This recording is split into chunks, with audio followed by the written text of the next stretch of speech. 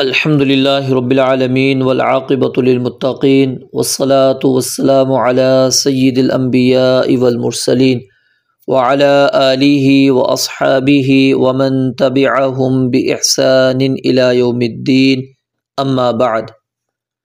باب صلاة الجماعت والامامت، با جماعت نماز کے مسائل اور امامت کے مسائل، یعنی اس عنوان کے تحت ہم با جماعت نماز کا کیا حکم ہے، اس کی کیا اہمیت ہے، کیا فضیلت ہے، کیا اجر و ثواب ہے، یہ پڑھیں گے، اور امامت کے متعلق جو احکام اور مسائل ہیں وہ اس عنوان کے تحت انشاءاللہ ہم پڑھیں گے۔ با جماعت نماز کا مطلب کیا ہے؟ یہ اس نماز کو کہتے ہیں جس کو لوگ اکٹھے ہو کر ادا کریں۔ علماء کا اس بات پر اجماع ہے کہ با جماعت نماز سب سے افضل اور بزرگ عبادت ہے۔ با جماعت نماز، اس کے متعلق علماء کے 3 اقوال ہیں کہ اس کا حکم کیا ہے۔ ایک قول تو یہ ہے کہ یہ سنت مؤکدہ ہے، اور ایک قول یہ ہے کہ یہ فرض کفایہ ہے، اور تیسرا قول یہ ہے کہ یہ فرض عین ہے۔ اب کون کون سے علماء ہیں جو یہ بات کہتے ہیں؟ امام مالک رحمۃ اللہ علیہ اور امام ابو حنیفہ رحمۃ اللہ علیہ، ان کے نزدیک با جماعت نماز کا حکم سنت مؤکدہ ہے۔ امام شافعی رحمۃ اللہ علیہ، ان کے نزدیک با جماعت نماز کا حکم فرض کفایہ ہے۔ امام احمد رحمۃ اللہ علیہ اور اہل الظاہر کے نزدیک با جماعت نماز کا حکم فرض عین ہے۔ امام شوکانی رحمۃ اللہ علیہ وہ سنت مؤکدہ کے قائل ہیں۔ امام ابن تیمیہ رحمۃ اللہ علیہ وہ فرض عین اور انہوں نے فرض کفایہ دونوں باتیں نقل کی ہیں۔ امام ابن القیم رحمۃ اللہ علیہ با جماعت نماز چھوڑنے کو کبیرہ گناہ قرار دیتے ہیں۔ حافظ ابن حجر رحمۃ اللہ علیہ، امام ابن حزم رحمۃ اللہ علیہ، امام صنعانی، علامہ عینی، علامہ البانی، شیخ عبدالعزیز بن باز رحمہم اللہ، ان سب نے با جماعت نماز کو فرض قرار دیا ہے، اور ان کے دلائل جو با جماعت نماز کو فرض عین قرار دیتے ہیں، آگے روایات آ رہی ہیں جو آپ پڑھیں گے اس کے اندر آپ کو ملیں گے، اور جو فرض کفایہ کہتے ہیں ان کی بھی دلیلیں موجود ہیں، اور جو سنت مؤکدہ کہتے ہیں ان کی بھی دلیلیں موجود ہیں۔ تو بہرحال علماء کا اس مسئلے کے اندر اختلاف موجود ہے کہ با جماعت نماز ادا کرنا کیا یہ فرض عین ہے، فرض کفایہ ہے، یا سنت مؤکدہ ہے۔ جمہور علماء جس جانب گئے ہیں، دلائل کی روح سے افضل اور بہتر حکم یہی ہے کہ با جماعت نماز ادا کرنا مرد کے اوپر یہ واجب ہے، اور دلائل آگے آپ مطالعہ کر لیں گے۔ جہاں تک تعلق ہے عورتوں پر مسجد میں حاضر ہو کر نماز پڑھنا ضروری نہیں ہے، ان کے لیے گھر میں ہی نماز پڑھنا افضل ہے، لیکن اگر وہ مسجد میں جا کر نماز ادا کرنا چاہتی ہیں تو دین اسلام ان کو اس بات کی اجازت دیتا ہے۔ شریعت کہتی ہے کہ ان کو روکنا نہیں ہے، رکاوٹ نہیں ان کے اندر بننی، لیکن شرط اس کے اندر بھی وہی ہے کہ اگر فتنے کا اندیشہ نہ ہو، یعنی کہ ان چیزوں کا خیال کرتے ہوئے خواتین کو مسجد میں جانا چاہیے جو شریعت اسلامیہ نے پابندی لگائی ہیں۔ اور یہ گھر سے نکلنے والے جو احکام ہیں کہ گھر سے باہر عورت کس حالت میں نکلے گی، تو نماز کے لیے بھی انہی حالتوں کے اندر اس کو نکلنا چاہیے، اس کے علاوہ حالتوں کے اندر جانا درست نہیں ہے۔ تو یہ آپ نے پڑھ لیا۔ تو میں نے یہاں پر آپ کو یہ بات بتلا دی کہ جو بندہ با جماعت نماز اگر ادا کرتا ہے تو یہ سب سے افضل اور سب سے بزرگ عبادت وہ بندہ کر رہا ہے۔ آئیے اب حدیث مبارکہ ہم پڑھتے ہیں۔ عن عبداللہ ابن عمر رضی اللہ تعالی عنہما ان رسول اللہ صلی اللہ علیہ وآلہ وسلم قال، سیدنا عبداللہ ابن عمر رضی اللہ تعالی عنہما سے روایت ہے، بے شک نبی مکرم صلی اللہ علیہ وآلہ وسلم نے ارشاد فرمایا، صلاۃ الجماعت، جماعت کے ساتھ نماز ادا کرنا،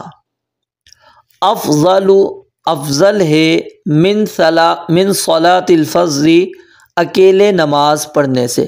فضل کا معنی ہوتا ہے تنہا، اکیلا بندہ جو تنہا اور اکیلے نماز پڑھتا ہے اس کو کہتے ہیں فضل۔ تو من صلاۃ الفجر، اکیلے نماز پڑھنے سے جماعت کے ساتھ نماز ادا کرنا افضل ہے، ب27 درجۃ، 27 درجے، 27 درجے یہ افضل ہے با جماعت نماز ادا کرنا۔ کس سے؟ اکیلے نماز پڑھنے سے، یعنی کہ ایک طرف آپ اکیلے نماز ادا کر رہے ہیں، 27 نمازیں مثال کے طور پر آپ لگا لیں کہ وہاں پر اکیلے آپ نے 27 نمازیں پڑھی اور ایک نماز آپ نے جماعت کے ساتھ ادا کر لی، تو وہ جو 27 ہیں اکیلے آپ نے پڑھی اس کی جگہ پر یہ ایک ہی نماز کافی ہو جاتی ہے۔ صلاۃ الجماعتی، جماعت کی نماز افضل ہے، یعنی با جماعت نماز ادا کرنا یہ افضل ہے من صلاۃ الفجر، اکیلے نماز پڑھنے سے، ب27 درجۃ، کتنے درجے؟ 27 درجے۔ متفق علیہ، یہ حدیث بخاری اور مسلم کی ہے۔ وَلَهُمَا عن نبی ہریرہ رضی اللہ تعالی عنہ، اور اسی طرح صحیحین میں سیدنا ابو ہریرہ رضی اللہ تعالی عنہ سے روایت موجود ہے، لیکن اس کے اندر کیا موجود ہے؟ ب25 جزءا، یہ الفاظ ہیں۔ یہاں پر ہم نے ب27 درجتن پڑھے نا عبداللہ بن عمر میں، اور یہاں پر کیا ہے؟ ب25 یعنی 25 گنا۔ جزءاً کا معنی بھی وہی ہے جو دراجتن کا معنی ہے، دراجتن سے مراد بھی نماز ہے یہاں پر، اور جزءاً سے مراد بھی نماز ہے، حصہ۔ ب25 جزءاً کے 25 گنا افضل ہے۔ وَكَذَا لِلْبُخَارِيِّ عَنْ أَبِي سَعِيدٍ، اور اسی طرح صحیح بخاری میں حدیث موجود ہے سیدنا ابو سعید خدری رضی اللہ تعالی عنہ سے، وقال، اور اس میں جو انہوں نے الفاظ نقل کیے ہیں وہ جزءاً کے بجائے کون سے الفاظ ادا کیے ہیں؟ درجاتن کے الفاظ۔ تو یہاں پر ایک چیز جو سمجھنے والی ہے وہ ہم سمجھتے ہیں، وہ کیا ہے کہ پہلی حدیث جو عبداللہ ابن عمر رضی اللہ تعالیٰ عنہما کی ہم نے پڑھی، اس کے اندر ہم نے اکیلے نماز پڑھنے والا شخص، ٹھیک ہے، اس کے مقابل وہ شخص جو با جماعت نماز ادا کر رہا ہے، تو اس کو کتنی فضیلت مل رہی ہے؟ 27 درجے۔ اور نیچے ابو ہریرہ رضی اللہ تعالیٰ عنہ کی حدیث کو لے لیں اور ابو سعید خدری رضی اللہ تعالیٰ عنہ کی حدیث کو لے لیں، اس کے اندر ہمیں کتنے الفاظ ملتے ہیں؟ 25 کے۔ تو بظاہر یہ دونوں احادیث آپس میں کیا ہیں؟ ٹکراتی ہیں، یعنی ایک طرف کیا ہے 25 گنا آپ علیہ الصلوۃ والسلام نے قرار دیا، اور ایک طرف نبی مکرم صلی اللہ علیہ وآلہ وسلم نے 27 گنا قرار دیا ہے۔ تو اب کیا واقعی یہ حدیثیں آپس میں ٹکراتی ہیں یا نہیں ٹکراتی؟ اس چیز کو ہم دیکھتے ہیں۔ علماء نے ان دونوں احادیث کے اندر تطبیق دینے کی کوشش کی ہے، اور تطبیق جو دی ہے وہ ہمیں سمجھ میں بھی آتی ہے۔ پہلی چیز یہ ہے کہ نبی مکرم صلی اللہ علیہ وآلہ وسلم نے جو 27 اور 25 کا عدد بیان کیا ہے، اس میں آپس میں کوئی تفاوت نہیں ہے، کوئی فرق نہیں ہے۔ کیوں کہ پہلے آپ علیہ الصلوۃ والسلام نے ہو سکتا ہے 25 گنا فضیلت بیان کی ہو، اور بعد میں آپ علیہ الصلوۃ والسلام نے 27 گنا بیان کر دی ہو۔ اور بعض علماء وہ یہ کہتے ہیں کہ ان اعداد میں کوئی منافات نہیں ہے، کیونکہ 25 27 کے اندر کیا ہے داخل ہے۔ جب ہم 27 والی حدیث کو تسلیم کر رہے ہیں، یعنی عبداللہ بن عمر رضی اللہ تعالیٰ عنہما کی حدیث جو بخاری اور مسلم کے اندر موجود ہے، اس کے اندر 25 والی جو نیچے حدیثیں آپ نے 2 پڑھی ہیں وہ آٹومیٹک اس کے اندر شامل ہو جاتی ہیں۔ اور بعض نے کہا کہ یہ جو فرق یہاں پر موجود ہے 25 اور 27 کا، یہ مسجد کے آپ کے گھر کے قریب ہونے اور دور ہونے کے اعتبار سے، کہ آپ مسجد میں جو نماز ادا کرنے آ رہے ہیں وہ کتنی قریب سے آ رہے ہیں یا کتنی دور سے آ رہے ہیں۔ کہتے ہیں یہ وجہ بھی ہو سکتی ہے، یعنی جو نزدیک سے آئے گا اس کو 25 گنا ملے گا، اور جو دور سے آئے گا اس کو 27 گنا ملے گا۔ اور اسی طرح بعض علماء وہ اس فرق کو خشوع اور خضوع کے فرق پر محمول کرتے ہیں، کہ انسان جب نماز میں کھڑا ہوتا ہے کسی کا خشوع خضوع کم ہوتا ہے، کسی کا زیادہ ہوتا ہے، کم ہوگا تو 25، زیادہ ہوگا تو 27۔ اور اسی طرح بعض علماء نے صف کا اعتبار بھی اس کے اندر کیا ہے، کہ پہلی صف کے اندر آپ کھڑے ہوں گے تو 27، دوسری تیسری اس طرح پیچھے چلے جائیں گے تو آپ کا اجر 25 ہو جائے گا۔ اور بعض علماء نے اس کو پوری نماز اور رکعتیں رہنے کے اعتبار سے بھی اس کا رکھا ہے، کہ ایک بندہ وہ ہے جو شروع نماز سے مکمل نماز امام کے ساتھ ادا کرتا ہے، ایک وہ ہے کہ اس کی ایک آدھی رکعت رہ جاتی ہے، تو اس کے لحاظ سے بھی کہتے ہیں فرق ہے۔ بہرحال یہ علماء نے اپنے اعتبار سے یہ چیزیں بیان کی ہیں، اور کچھ ان کے دلائل ہمیں احادیث مبارکہ سے ملتے بھی ہیں۔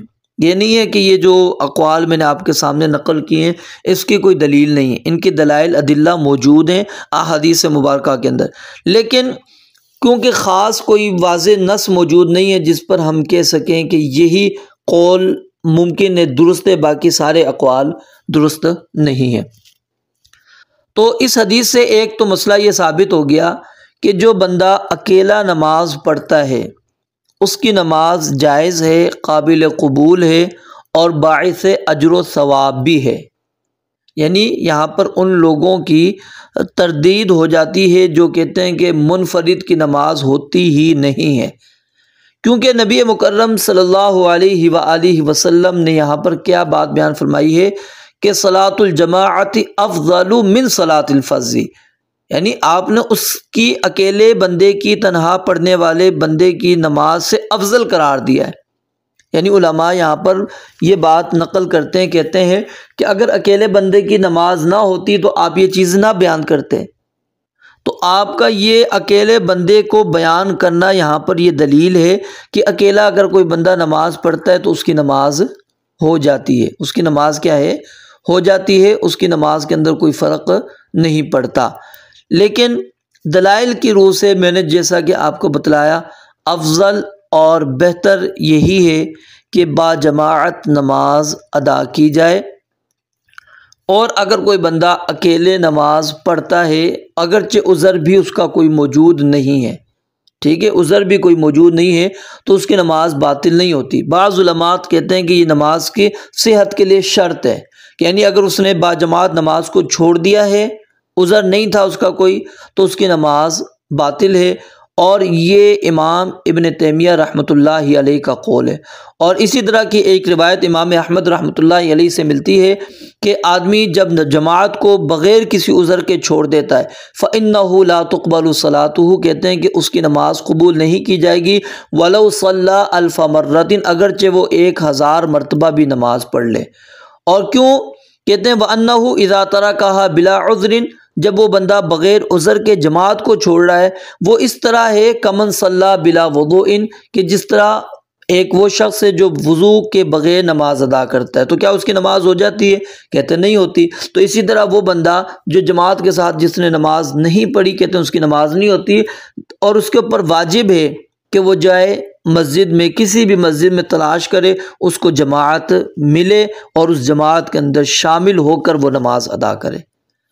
تو بہرحال ہمیں حتی الامکان کوشش یہی کرنی چاہیے کہ با جماعت نماز کو ہی ادا کریں، اور آگے روایات کو جب آپ پڑھیں گے مزید آپ کے سامنے یہ مسئلہ اور زیادہ کلیئر ہو جائے گا، واضح ہو جائے گا کہ کون سی بات علماء کی درست ہے اقوال کے اعتبار سے جو میں نے حکم آپ کو بتلائے تھے کہ 3 اقوال علماء نے بیان کر دیے تھے کہ یہ باجماعت نماز سنت مؤکدہ ہے، بعض نے کہا فرض کفایہ ہے اور بعض نے کیا کہا فرض عین ہے۔